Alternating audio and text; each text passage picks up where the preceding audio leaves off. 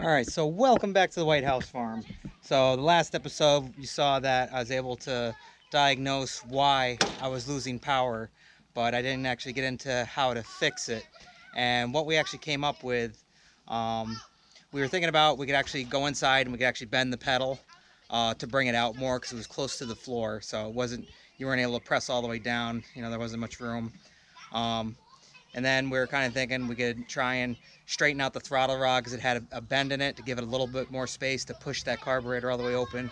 But what we finally came up with is went ahead and we actually drilled this piece out. As you can see,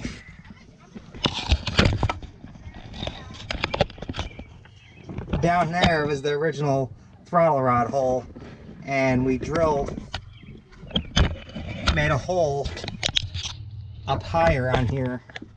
You can see that right there, and that actually brought the pedal out, so we're able to push this throttle rod and it was able to open it up all the way.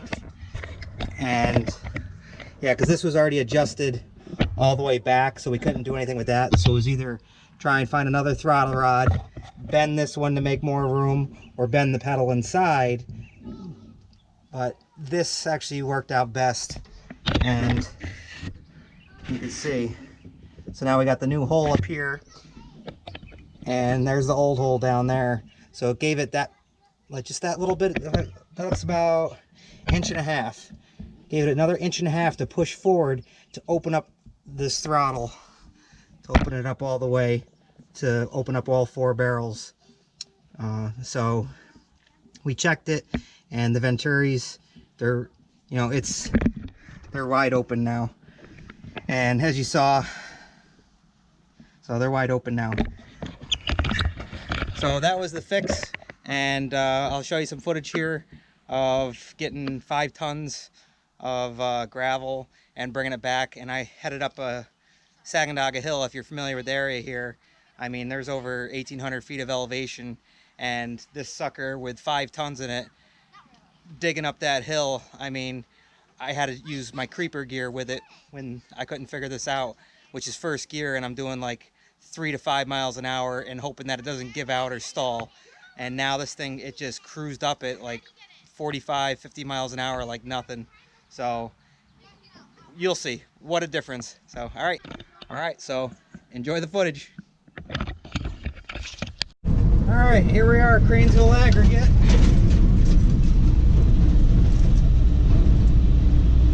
Let's go ahead and get weighed, and we'll head down and get our stone.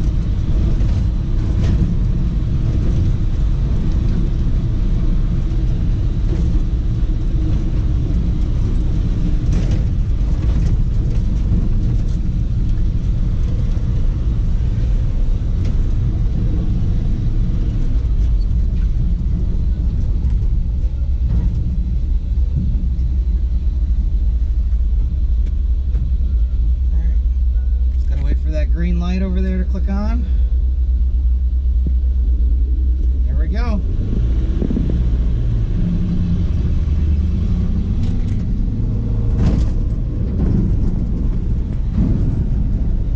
Let's head down to the pit, get our stone. Sorry the camera's so bouncy.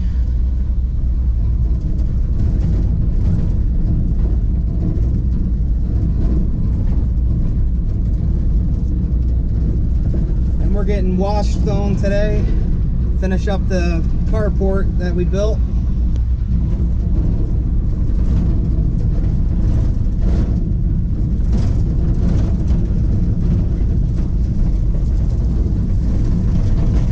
That's what I'm normally getting right there, mason sand for the pools.